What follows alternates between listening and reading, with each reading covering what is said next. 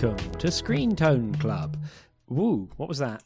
And that was my phone vibrating, even though it's on Do Not Disturb. Let's try that again. Yeah, sorry. Oh God, that scared the shit out of me. God. Okay, so quick anecdote. I was having tea in a cafe today, and they had a song, and they had a noise every like half a minute or so at the end of a verse that was the exact same sound as a phone vibrating.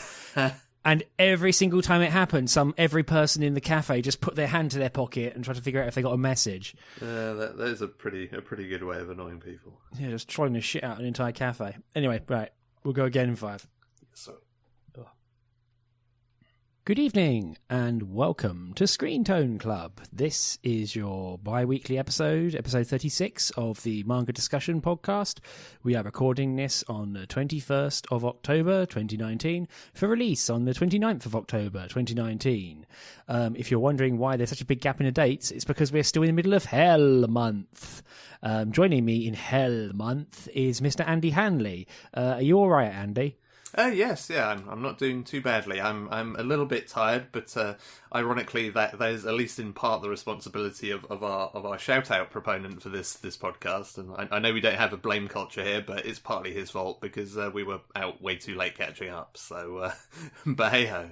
Yeah, Mr. Rob Jessup, our shout out tier member on the Patreon, and yeah, I had drinks with a good number of people on our Patreon. Hello, you know who you are, because last weekend was Scotland Loves Anime, the 10th anniversary thereof. And yeah, it got kind of weird when I was talking about Patreon business and just how's it going. And I thought, hey, wait, you guys are actually in on this. This is weird. Sorry, I'm probably making this weird. But yeah, we've just closed up voting for our October special episode, and we will be reviewing Volume 1 of Princess Jellyfish, the Akiko Higashimura joint, kind of the work that I believe kind of catapulted her to superstardom. And so we'll be taking a look at that and completing what would now be a trifecta of her works on this podcast. So look forward to that, and Andy, we'll have to discuss when we're going to record that later. Yes, indeed. Yeah, so, as mentioned, we have a Patreon. If you are feeling so kind and interested, we do monthly bonus episodes. If you would like to throw us a few US dollars, that really helps with deferring the cost of the podcast and all the manga we purchase, the hosting costs, etc. And also, if you are in on a certain tier and above, you get to vote on something we then review on a monthly basis. We have a pretty decent bucket of stuff to review, but more voices are always appreciated. One thing to note, as I mentioned to people in person this weekend, is that if you forget your Patreon login details or logging into Patreon is a pain, which admittedly is even for me, you can just reply directly to the email message when it comes into your inbox and we will receive the vote. Or you can email us at show@screentone.club or tweet at Screentone Club if you so fancy, as long as you let us know who you are and we can add your vote to the tally. It doesn't just have to be logging into the Patreon website and all that malarkey. Just wanted to put that out as a PSA. I'm going to make that known again later, but it just helps because one thing that people mentioned to me over the weekend was, hey, Patreon's kind of a nightmare. And I'm like, huh, you telling me? Anyway, thank you for the platform for getting us paid, I suppose. But first, we have our first part of the podcast, which is returning champions, which are coming off of some recent topics we talked about. I don't know if you've also read these as well, Andy. You've probably been a bit busy, but yes, not checked out either of these, sadly. Okay, so first and foremost is a returning champion of our most recent premium episode of Girl from the Other Side, which I'm not going to go into too great a detail of because people who aren't on the Patreon haven't heard our review of this series. But I read Girl from the Other Side volumes 2 till 4, and generally, without kind of giving anything away, because a lot of big events happen in these volumes, although you could also boil it down to 3 different bullet points, a lot happens, and it kind of keeps up the same sort of dreamy, sort of like Brothers Grimm story fable feeling of it kind of rolling through this morality play and introducing some interesting characters. It introduces a set of outsiders, and a lot of crazy stuff happens with said outsiders that help contextualize the general state of the world, and including Shiva, the main female character's place in it. And it also makes it so that while Sensei, the teacher character, who is a big, like, goat-horned dude who you can't really get to see the exact shape and feeling of because he is a deformed dude, he also becomes very clear that he himself is an outsider, even for the quote-unquote outsiders, which makes it a frankly fascinating sort of world state and puts him at a severe disadvantage, even though he is supposedly the adult in the room. Also, it's really good. I don't know if it's done on purpose, it probably is, but man, this series is good at having end of volume like bangers of just like whacking you around the head with a baseball bat and saying, well, what do you think of that then? Better buy the next volume, eh? So, and then runs off giggling into the wood. So yeah, it keeps it up. I'm very happy. I'm still behind because there's like 8 volumes or so out now, so I'll pick those up at my leisure, perhaps when I next have a bit more moolah to spend. But yeah, Go From the Other Side, very good. If you want to hear our full thoughts on that, then hey, Patreon bonus episode, ahoy. Yeah, that's cool because like the way that first volume finished, like my one concern was that it was going to pivot into sort of a different kind of series that I wasn't going to enjoy so much. But it sounds like if it keeps the kind of atmosphere and aesthetic that it sets up in the first volume, then I'm definitely on board for reading more of it. Oh, it definitely does. It also kind of makes you question things a lot more. I'll leave you to catch up on it, Andy, but I'll be interested to see what you think of it as well if you find the time and the inclination. Cool.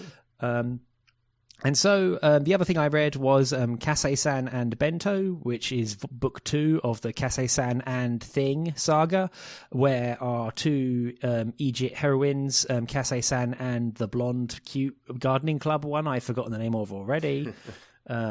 They are now a thing. They're going out for reals. And the thing that is slightly irritating with this volume is that it's still very cute. It's got the pair of them being cute and being very much besotted with each other. But every single time the the point of view female character, who, I can't remember her name, it's drive me nuts.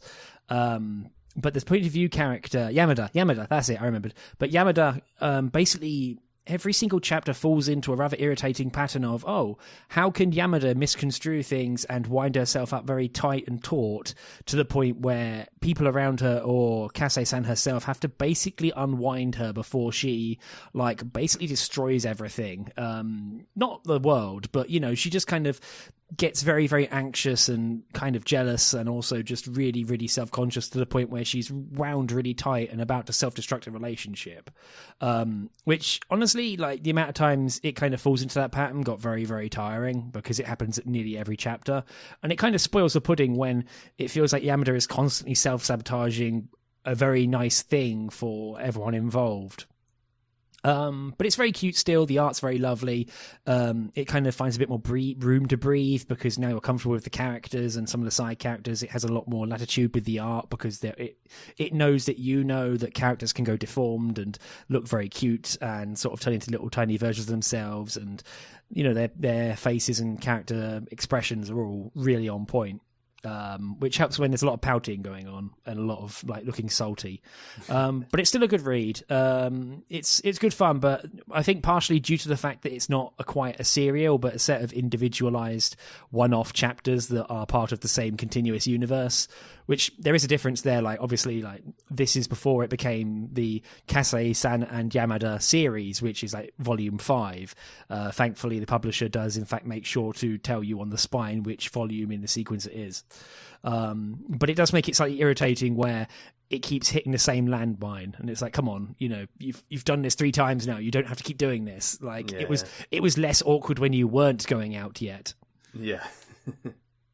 But yeah, that's kind of where I'm sat on that. I'm not sure if I'll continue, honestly, at this point, because if Volume 3 is another volume with the same sort of stuff happening, I'm going to go a bit loopy. But it is extremely cute, and it's kind of nice to have an ongoing juggernaut Yuri manga that is kind of the right amounts of sickly sweet and kind of nice. Like, it's not like frigging citrus or tragedy bait, so that's quite pleasant, honestly. Yeah, I mean, that was kind of the thing that I was kind of worried about from that first volume. Was like that was a really enjoyable kind of, an enjoyable serving of what that series has. But then I did get the feeling of like, probably if I ate too much of this at once, it would be too sickly sweet for me. It would just be too much of the same thing. And it sounds like that maybe is kind of its big failing. It's maybe a good one to kind of read a volume every so often, rather than kind of reading any amount of it in close proximity to more of it. Yeah, I'd probably recommend reading it on a chapter-by-chapter basis, because it is fully standalone. It's like, individualized, self-contained, like decent length chapters. And so I'd say that reading it on a one chapter per sitting basis is perhaps the way to go, because I read like 2 chapters in a run, and by the end of the second one I was like, come on. Like, okay, I'm done. Like, I got to put this down before I get upset at it. So if that makes sense. Yeah. Cool. So that's been Returning Champions. We'll see what else we get to next time. Hopefully once the whole month ends, we'll have a bit more to go back to. So moving on to the main part of the podcast is our picks for this episode. Do you mind if I take the lead, Andy? I've already got a head of steam on me. Yeah, go for it. So I picked BEASTARS Volume 1. BEASTARS, which is a good portmanteau. I enjoy a good portmanteau. It sustains me, quite honestly. BEASTARS is a series that's currently the hot new current thing, like both in Japan and as it is now starting to come out over here. It will be getting a CG anime shortly. I think it's next season. No, it has just started, I believe. Oh, it started. Good grief. I thought it was a while off yet. Whoops. But it has an anime. It's currently a hot thing in Japan. It is written and drawn by Puru Itagaki, who is the daughter of Itagaki, who does Grappler Baki. However, is nowhere near as ugly in their art. Itagaki actually intentionally makes his characters look hideously ugly, and is probably one of the strengths of his style, even if it makes me want to vomit. It is published by Viz, who've got their grubby little mitts on it. It's currently incomplete, both in English and in Japanese. 2 volumes are currently out in English, and there are 15 volumes in Japan, which is hoo boy. You can get it physically and digitally at the moment. I got mine from Book Comixology, because that's the site I had it on. And BEASTARS is going to take some setup, because a lot of the most important part, and probably, to use a rather hackneyed phrase, the most important character is the setting. But BEASTARS is set in a high school. Surprise. But this is a high school in a world where you have sapient and sentient beast people, like demi-humans. They're basically anthropomorphized bipedal versions of animals. So they're all bipedal. They are true to size, of their natural sort of size, and they are fully able to communicate in a common language. And so you'll have this high school with an alpaca hanging out with a wolf, hanging out with a coyote, hanging out with whatever. So, it's all a big school. But the main thing about the world, and the school in particular, is there is a very, very strong divide between those who are carnivores and those who are herbivores, because, unsurprisingly, the carnivores, they want to eat the other ones, although it's kind of a repressed by civilization element to it. There's obviously a law against doing that, because, civilization breakdown would happen pretty fast if they try to eat each other. And, so there's a lot of discussion in the series that centers on the idea of, natural tendencies, underlying urges, being what you were born to be type thing, living up to yourself. And there's a lot of discussion about what does it mean to be a certain species of animal? Is it acceptable to act out against that? How do you appraise the feelings of how your instincts tell you to act? And the main character is Lugosi, who is a grey wolf. He is a giant lanky mofo who works on the drama club as the tech crew. He does the lighting because he's got big old paws and big leg arms, and he's a lanky ass mofo in an ill-fitting, uncomfortable-looking shirt. He always looks uncomfortable, which is frankly a strength of the art. And he hangs out with the group, and right at the start of the series, an alpaca is found murdered in the gymnasium. And of course, after initial bout of everyone looking at each other, and people immediately, of course, looking at the carnivores and going, lads, it then kind of gets pushed to the side while the authorities take over. So thankfully you don't have like teenage detective squad go. You have actual police coming in to take care of that. But they are putting on a play, and tensions bubble up to the surface as people try and find an understudy for Tem, the murdered alpaca.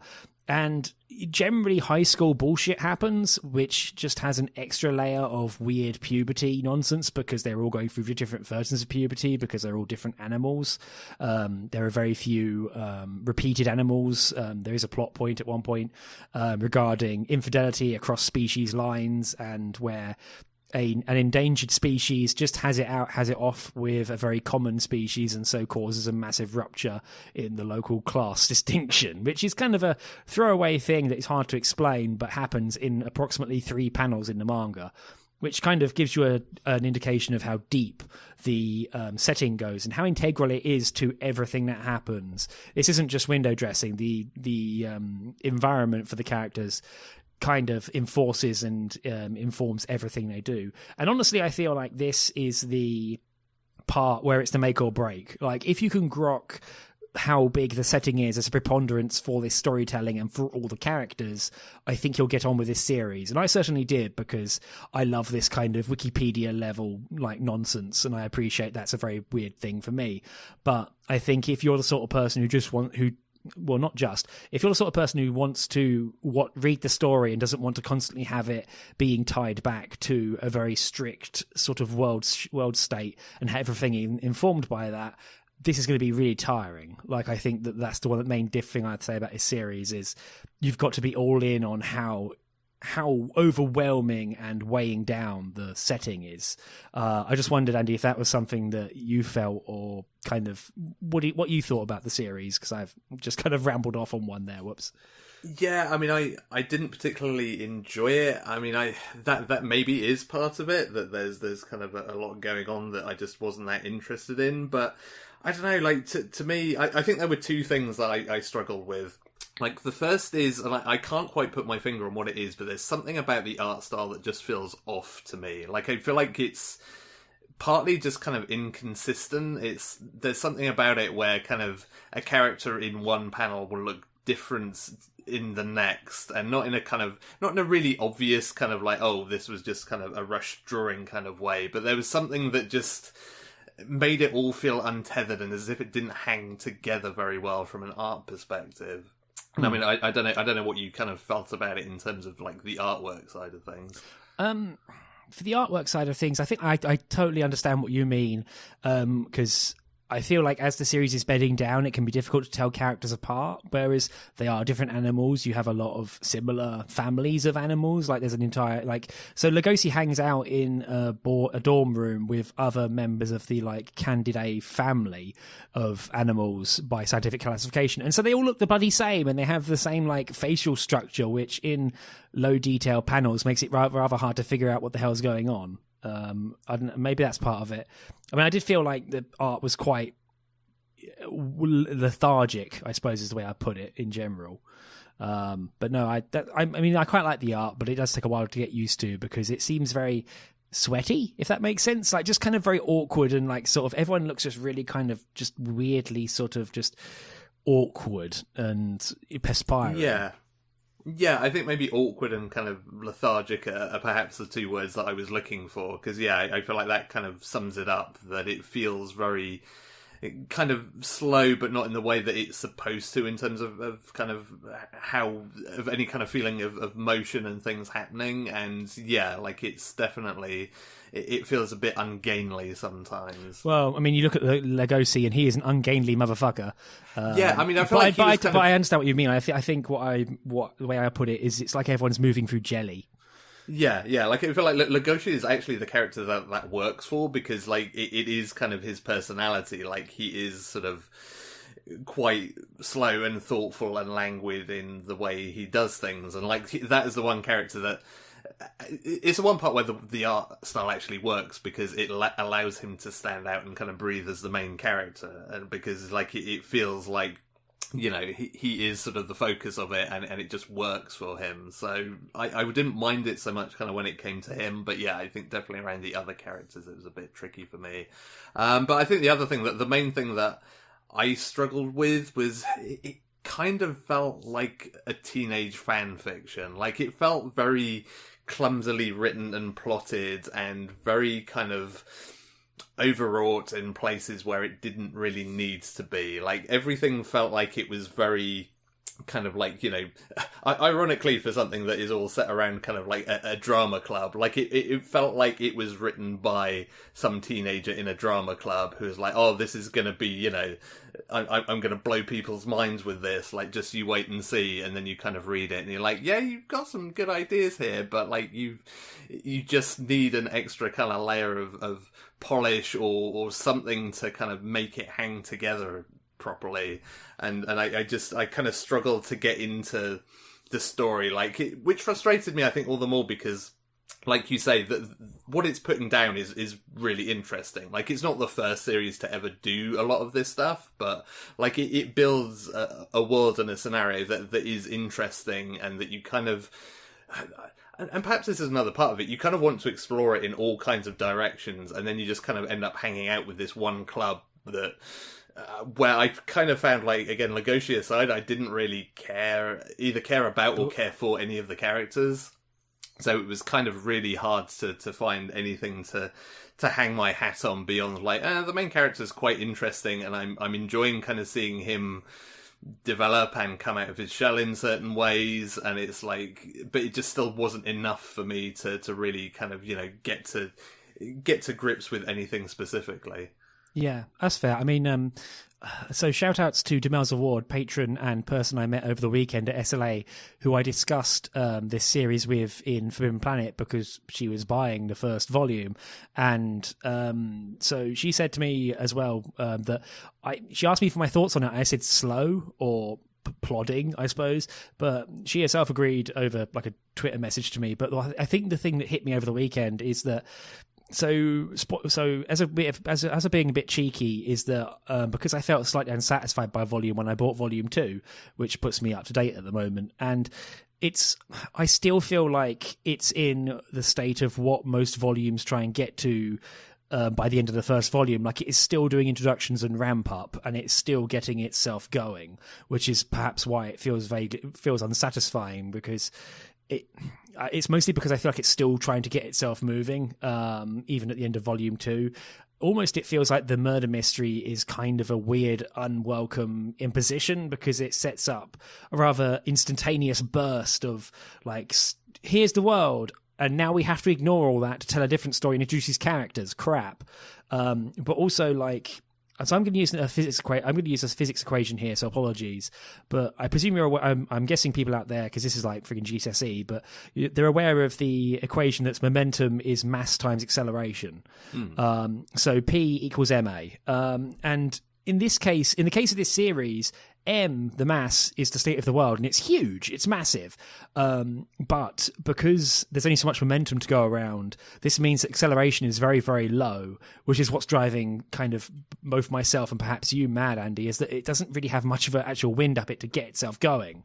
Like, my perhaps hopeful or Pollyanna-ish thinking on it is that if this series has the space and time to get itself moving, it's going to be a freight train, and it's going to be off the chart. But as it stands at the moment, it's taking so long to kind of drag all of itself forward. I mean, Volume 2 has a load of really crazy stuff that really expands it, both for the characters, and it makes the characters a lot more, I was going to say human, but that's not quite it. It makes them more interesting as characters, because it actually both, like, connects them together and has them both agree and disagree and fight, and conflict arises out of it, rather than just the main state of Volume 1, which is, ooh, boys are scary. I mean, carnivores are scary. I mean, oh god.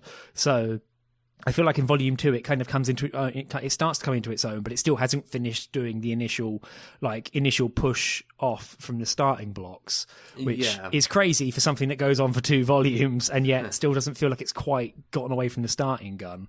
Yeah, I mean, I think it's kind of interesting, like you say, around the whole kind of, like, murder mystery angle that it sets up from the get-go, because, I mean, we've talked quite a lot on this show about like having a strong opening to your series, and like that's quite a strong opening, but the double-edged sword of that is it does set certain expectations of like, okay, this is what I'm getting from this series, and the fact that it then kind of doesn't completely sideline that plot point, but it does feel kind of secondary, certainly through that first volume. Like, that feels like it would have worked better as the end of the first volume, the cliffhanger to that, where you spend a bit of time with the characters and the world, you get a feeling for, you know, because, I mean, clearly, like, you do get a feeling in this first volume that even if this murder hadn't happened, that there's already kind of a certain amount of kind of, you know, insecurity between the two sides, and there's a tension there, and I feel like it would have been more interesting to see that tension like prior and post murder, rather than just get the post murder version where it's kind of ramped up to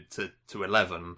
And you know, it almost made me want like a prequel of just like I want to see what these characters were doing and what their relationship was like beforehand, even if it was just for a chapter or two, just to get a feel for like, okay, this is the default kind of baseline state of the world, and then here's what happens when you shake up that baseline. Yeah, I feel like one of the things that's underexplored in the first volume and gets its time in the spotlight, pun not intended, in the second volume is the drama club. Like the actual drama in the drama club is intense, and like I feel like it almost over-explains itself when it comes to the drama club, and maybe overplays its hand with stuff that happens in volume 2. But the sheer sort of like intensity of, you know, we've got to do this play. This is very, very important to us as club members and also as individuals. And that really comes through to the point where, like, by the end of volume 2, you're like, what murder? Oh, yeah, that thing happened, I guess. Like, oh, nothing happened with that. Weird. Whereas the drama club is already full of outsized characters all kind of vying for each other for the spotlight and everything they feel should be theirs. Which is something that Lugosi is happy to sidestep and just kind of like hang out in the rafters poking the lights about. But that's another thing that kind of gets subsumed under this huge mass of like stuff the series has to pull along with it while it tells the story, or at least tries to get one moving. Which, by the way, like does remind me, as much as I too love the BEASTARS portmanteau, and I am also a big fan of any good portmanteau, the way that's actually injected into the series, oh yeah, it sucks. Literally made me cringe. Like, I was just sat there reading, like, oh no, you didn't just do that, did you? Like, I assumed it's like, there's a snappy title. Like, it doesn't need to be a thing within the series, and especially like the way it was brought together. It's like, it just was like some bad 80s movie all of a sudden. Yeah, that the whole BEASTAR thing that the series introduces, I feel like is the biggest clanger it has, and it almost feels like a giant anchor around its neck, because it's going to have to pay that off now because of the way of how much it's put on there. But between like drama club and general simmering tensions and the murder mystery and the B-Star thing, it's like, holy shit, like there's again, this is all stuff that kind of weighs the series down while it's already quite slow to get off the starting blocks. I completely forgot about that because I wanted to, because that whole B-Star thing sucks. It's kind of just dumb. For my money. Yeah, like that was one of the two moments that I think, especially on top of my already kind of like growing feeling at that point, that this just kind of feels clunky and a little bit kind of, I don't want to say immature in its writing, but I do sort of mean that not in the sense of like, oh, it's childish, but just like it feels like there's an author here that needs a few series or some time to kind of to grow and to formulate a better way of kind of putting across what they're trying to say, and that was definitely a moment of just like, yeah, this is probably something you might look back on, you know, when you a few series down the line and think, yeah, maybe some of these were bad choices. Yeah, I feel like almost there's maybe a lack of confidence in that. Like I say, I really like the core like drama club storyline because there's a really rich vein to pick at with that, and then everything around it just feels like almost interference running and is more traditionally important as a storyline. Like, oh, I must be the best in the year, or you know, I must be the beast man valedictorian, or oh, there's a murder. Whereas the actual just like, we're putting on a play, and oh god, everyone's a shithead is way more interesting to me especially as it played out, of just like all these different egos crashing into each other. And then also it over-explains that element as well. So whoops, never mind. So shut up, Elliot. But yeah, as I say, like I'm probably on the hook for Volume 3 at this point, because I want to see it moving. I want to see this thing get into motion. Like I say, I still feel like it's in setup. So maybe I'm just kind of hoping for something that's not going to pay off, and hopefully I find that out sooner rather than later.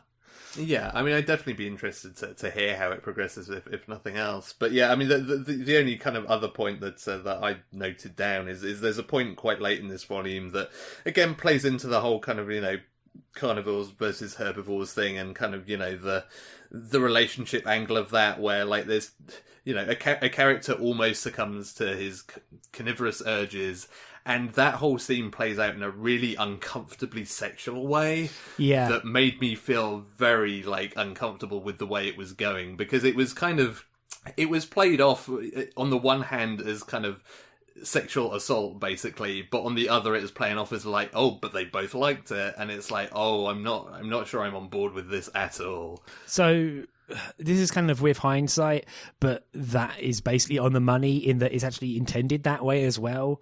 Like, there is both, like, the bestial and also the sexual elements to that, which are both kind of revisited later. And as you say, it enters this straight, I mean, basically the characters meet again in Volume 2, and it's never raised, although, Gilagosi, like the main character himself, is, like, staring down the barrel of it and, like, reckoning it internally with it, but never actually discussing it in any way, shape, or form. So yeah, it's weird. It's also kind of gross. It is just gross. So yeah. Yeah. Again, it's one of those things that I feel like, again, with a different kind of writing sheen to it, like there's probably a way you can play that kind of makes it interesting, or, at least kind of makes it feel a bit more kind of reasonable in terms of what both characters are thinking and feeling in that moment. But it's just, again, it was another point that sort of cemented and underlined this kind of feels a bit like a fan fiction, because it's like, oh, well, we've got to have some sexy time in there, so I guess this'll do. Like, it felt like it was veering hard into that kind of territory in that moment. And again, yeah, like I realize that that's something that turns into kind of a key relationship in the series, because I've seen the end credits to the anime, but not any of the rest of it. But it was just like, in that moment, it was just like, ooh, this is not the direction I would have taken, but okay. Yeah, I feel like I justified that to myself after the fact of like, teens. And it's like, wait, no, this isn't cool. And also is still kind of intensely awkwardly played. Like, again, it's another element that I think the series could have done without, because I don't know, I'm putting a lot of weight on Volume 2 because I really liked it, and it picked up the stuff I did like and ran with it. But yeah, I completely forgot about that section. Ugh. So yeah, geez. But yeah, that's that's kind of all I've got for BEASTARS this year. Anything else, Andy? No, I think that's it from me. Yeah, I feel like my general sort of bottom line is, yeah, you're going to have to be in for a very sluggish ride at the start, and also, no matter what, it's going to be kind of Marmite due to the characters and especially the art style. Like, you might find it utterly disgusting or just not fun. For sure. If nothing else, I'm grateful that I've been able to write the sentence in a notebook, "Alpaca murdered at school," because that doesn't happen very often. Yeah.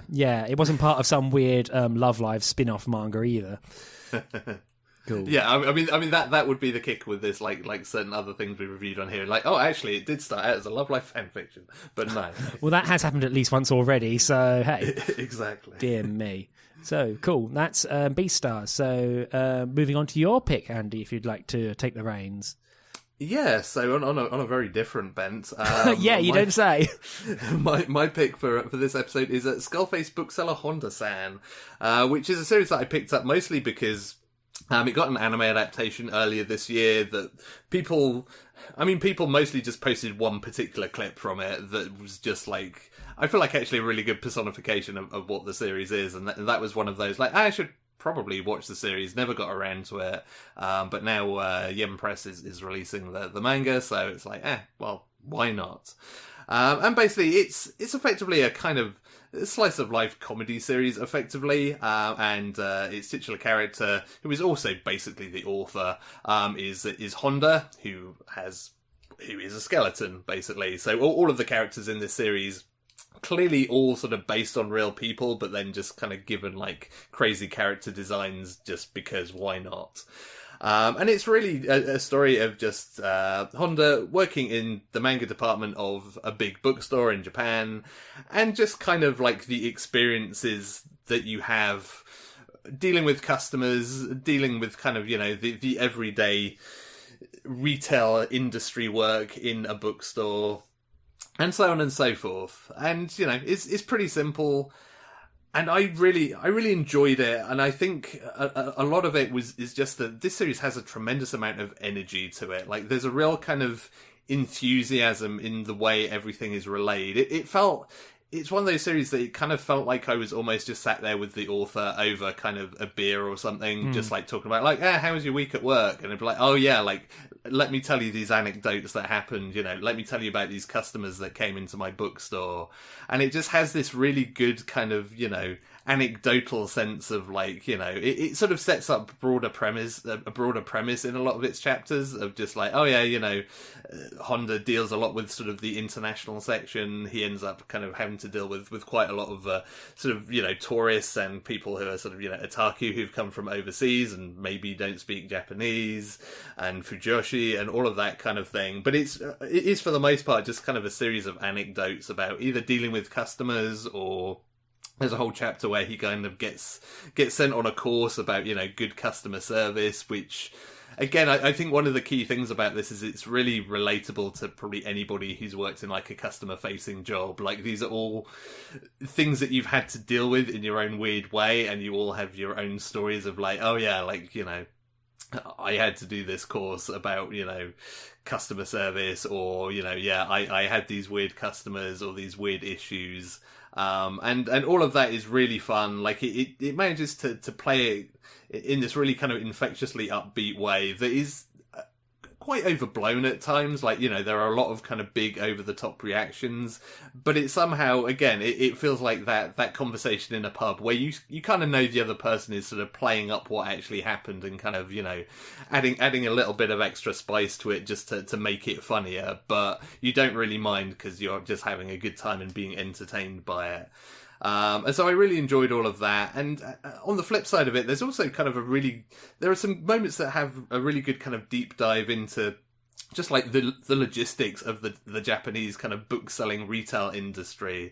Like, there's a whole bit about the various kind of reps that come around, and again, as somebody who works in marketing, I could kind of appreciate some of that, because they just come around like, hey, put up this poster that'll promote our new release. It's like, we don't have any room for posters, and it's like, oh, but our poster. And like, there's lots of really, really nice little moments that kind of, dig into, hey, here's the nitty gritty of kind of working in this industry, and the balls that you have to juggle and the plates that you have to keep spinning on a daily and weekly basis, and how that can be a pain in the backside sometimes, and so on and so forth. So yeah, it felt like it was one of those series that's kind of catnip to me. It was just a lot of things that I sort of enjoy in other series, or just kind of in storytelling and life in general, just all kind of rolled together into a very entertaining and enthusiastic package. Yeah, I mean, I really enjoyed this as well, although for the first two chapters I was not really that on board with it. I mean, partially it's because I've been that person who turns up with their mobile phone opened to a page to say, hey, have you got this book? So I felt personally attacked, although I deserved it, frankly. I'm very sorry, Honda-San. But for the first few chapters, it is very much the case of like, oh man, these foreign fans, aren't they crazy? And I'm like, yeah, they are. But as it kind of eases into more of a discussion of just, I mean, there's chapters on like the workload of what you have to do when you are a bookseller, and just it sounds weird, but like just the actual structure of how the bookstore works. It's a lot of responsibility in that people have their own individual sections, and it is theirs to look after, and they do everything in regards to it, which sounds intense. I wish like, Waterstones or Borders gave people that much latitude, if they still existed. But it's fascinating how all the nitty gritty works. And I think the smartest thing the series does is the whole like skull face / everyone has a a blanked face sort of mask on, which allows them to kind of be more sort of amusing and off the chain with the descriptions and the depictions. That's the word. So you've got someone with a bike helmet on, someone with a no mask on, someone with a Buddha face mask on, etc., etc. And it really plays it up, so it can kind of have fun with it without having to like just fake all these characters. And it doesn't feel in that way. It also feels a lot more earnest and kind of, you know, sort of, oh, us lot, aren't we silly? Both sales reps and booksellers alike. So it kind of makes it a lot more fun because it's you know, it doesn't feel like you're attacking like one rep in particular, apart from that one French dude it calls out as because they rule, which was quite funny, but I kind of enjoyed that for having the characters be pseudonymous in that way with like strange faces.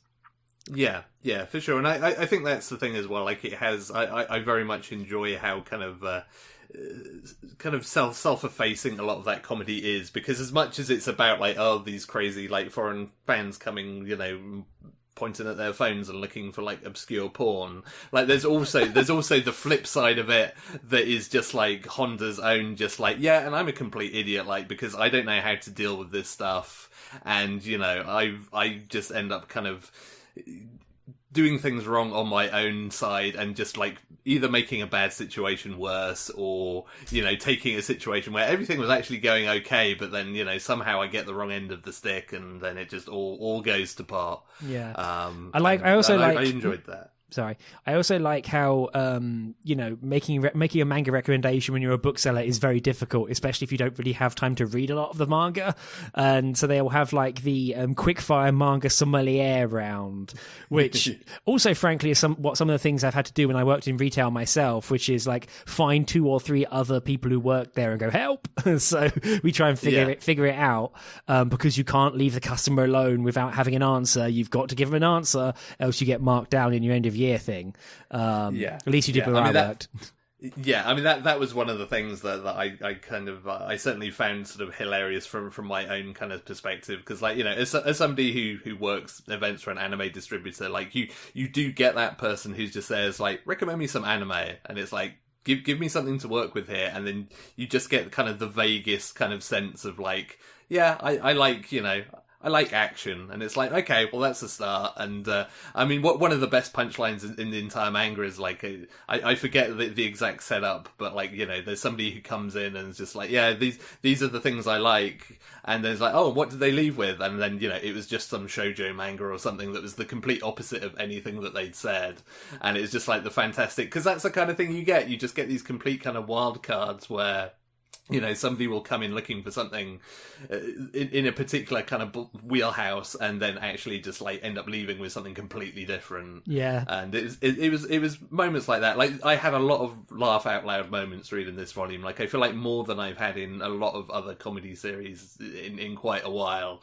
Like, I feel like there weren't many chapters that kind of left me indifferent, and I think I came away from it just kind of with a big grin on my face, and just like, yeah, that was a really good fun time, and I would definitely be up for reading more of it. Yeah, I must admit, the first 2 chapters, because they're both around the idea of like, oh, these foreign fans, which again, totally get, but I feel like that was kind of the most easy, low-hanging fruit. But as I say, when it gets into like the fact that Honda clearly likes their job, even if it is exhausting, it really brings that through, and it shows you how much depth there is. I mean, it's also one of the things that, you know, it's bringing the mundane alive, but also it is still the thing they do, even though even their own parents are like, well, book selling, who cares? And it's like, hey, I do. Sod off.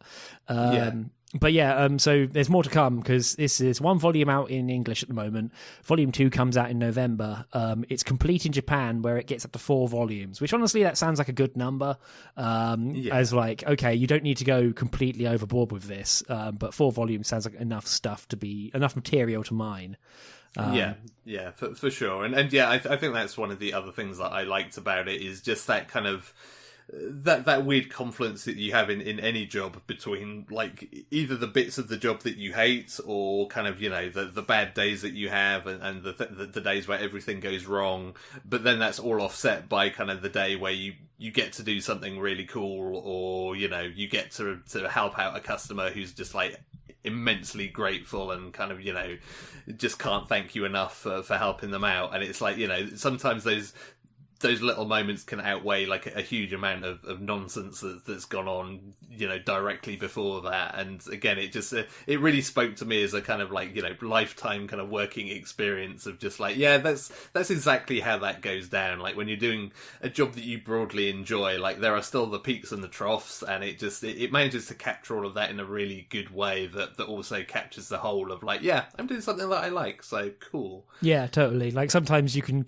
I mean, I work in IT, and sometimes you will spend literal days bashing your face against something, and then other days you will write like a one-liner in a shell prompt, and you'll walk away like basically singing to yourself and doing a strut because you're like, yep, king of the world, figured it out.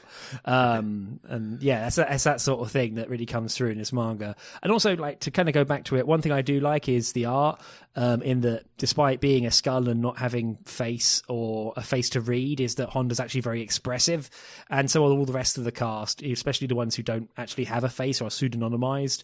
And of course, like the customers, who are all kind of like almost like emblematic parodies of themselves, rule, because they all, like, everyone is 100%, like no one is ever half-arsing their expressions, which rules, honestly, because it makes it really fun to kind of see like exuberant people and then Honda being like, I'll try and help.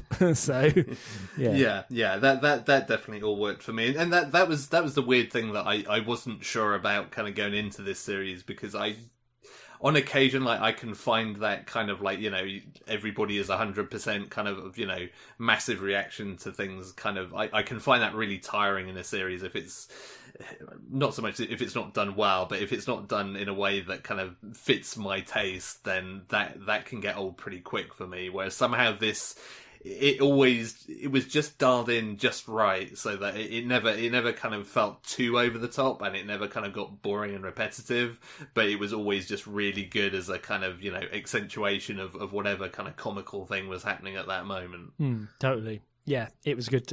I came, like I say, after an initial bit of a rocky start, I came around to really enjoying it. It's definitely like, as much as I enjoyed those first few chapters as well, like, it's definitely one of those things where you can kind of feel like it's testing the waters of its premise of like, what can I actually do with this? Like, I've got the idea in my head, like, I work in a bookstore, I want to write a manga about those experiences, like, how do I make this entertaining? And it's very much, I think that's why it starts with the low-hanging fruit, because it's like, well, here's the obvious, like, here's the first story that I would tell anybody who asks, like, oh, what's the weirdest thing that's happened at your job? And then it's like, from there it kind of gets the confidence to say, like, okay, yeah, now I can kind of see how I can make this into something a bit more kind of fully formed. Totally.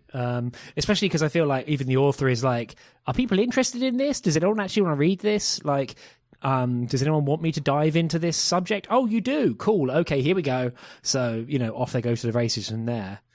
Especially with some of the more deep dive stuff. Like, there's a very clear sense of like, nobody is going to care about this, but I'm just going to tell you anyway. And it's like, no, actually, this is really interesting. So, I mean, partly just because like I always just find hearing about other people's jobs and the nitty gritty of it fascinating. But I'm sure I'm not the only one in that regard. Oh yeah, the chapter about like just dealing with sales reps and getting stuff out on the floor is fascinating to me, because if you've ever been inside like a Japanese bookstore, especially a manga section or like an anime or whatever, you look at the sheer mass of it all and you go, holy, and it's really just trying to compute internally how all that stuff gets from like dead tree to right in front of you for 600 yen is fascinating, and it's really cool to see that just kind of laid bare in this fashion. And again, like, working for somebody who that creates retail products, like I did also very much enjoy their breakdown of what it actually means when people say out of print or awaiting restocking, etc., etc. It's like, here's the polite phrase for this, here's what it actually means. And it's just like, out of print means, yeah, nobody bought this thing, so good luck ever seeing it again, etc., etc. Yeah, there was a really good sort of comparison of like, oh, life support, comatose, dead. Yeah. Yeah, it's great. So yeah, I really enjoyed Honda-san. It's a really fun little thing. I will admit, actually, one thing that I do want to point out is that this is kind of one of these manga that's kind of undergoing shrinkflation in some weird way, because it's 150 volumes wet. which, if it's fine for you if you consider that a perfectly good value and pick it up, that's fine.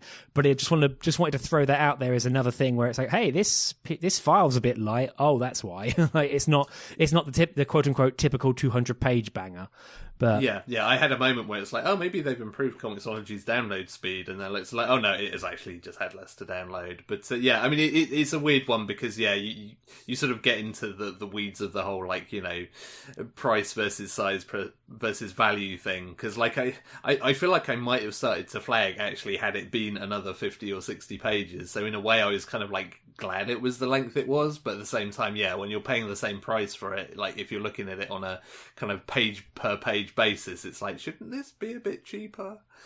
Yeah, it's also one of these things with digital manga as well, because you never actually see the physical like depth of the volume. So yeah, sometimes it's worth checking that thing. It's a good thing that Comixology and all the other stores that I can think of do list that for clarity. So yeah, cool. So yeah, anything else to say on Honda-San, Andy? No, I think it's on my recommended list. Like I'm looking forward to Volume 2 when it comes out shortly. Excuse me. So yeah, great. Moving on to the close down of the episode. We're going to talk about what we're going to be reading next time. Oh God, Andy, what have you picked? Jesus. Anyway, sorry. So I have picked the Manga Plus series. Quote: "It's time for quotes torture." End quotes. Princess. Which when I first heard this title, I was like, whoa, is this another light novel involving slavery? But no, it's actually a comedy. It's quite fun. It's in this short comedy story, it kind of has one joke, but it's funny every time, honestly, for me. Recommended by a friend of the show, Demels Award, I think. So we're going to be read as much of that on Manga Plus you can stomach, really, because it's just on there, all up on there, like 30 odd chapters at this point.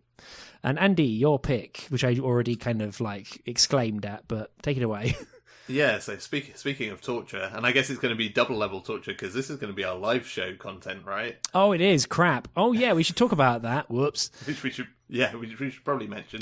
But yeah, so my pick for the next episode is from the author of A Silent Voice, which is the main reason that I picked it, because I've been thinking about that series quite a lot recently. And it is To Your Eternity, Volume 1.